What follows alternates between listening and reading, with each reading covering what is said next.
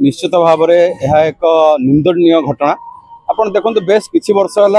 ये जो आतंकवादी आक्रमण आम टे आश्वस्ति लाभ करूँ। प्रायतः आम जानी निश्चित भारत वर्ष जम्मू काश्मीर एक शांति फेरी आसी किंतु काली जो भाया घटना है हिंदू मानू से पचारि पचारिक जो भाई अमानुषिक भाव में हत्या कर बहुत दुखदायक घटना। से निमंते आम आज महाप्रभु पाखरे सिंहद्वार आत्मार सद्गति निमंते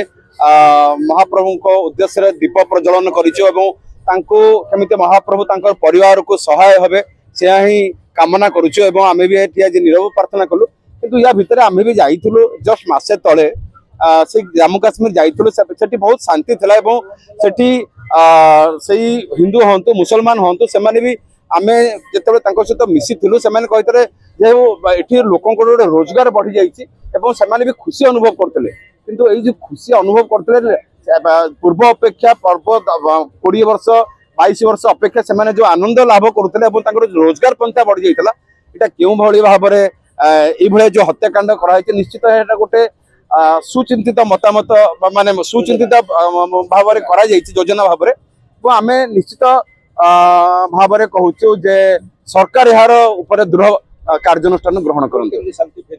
निश्चित भाव में केमती शांति फेरी आसो यहाँ निश्चित दृढ़ कार्यानुष्ठान ग्रहण करने अनुरोध करुँ।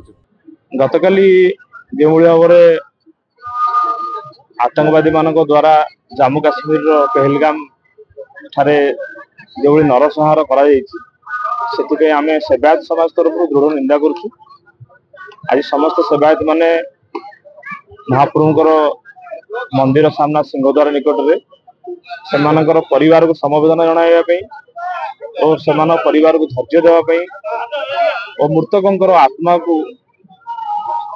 सद्गति कामना करने से श्रद्धांजलि एक दीपदान कार्यक्रम आयोजन कर महाप्रभु प्रार्थना करुचु से जो माने नरसंहार प्राण चली जाइए और परिवार केमती धैर्य सहित रही संबोधन जनापी दीपदान कार्यक्रम आयोजन।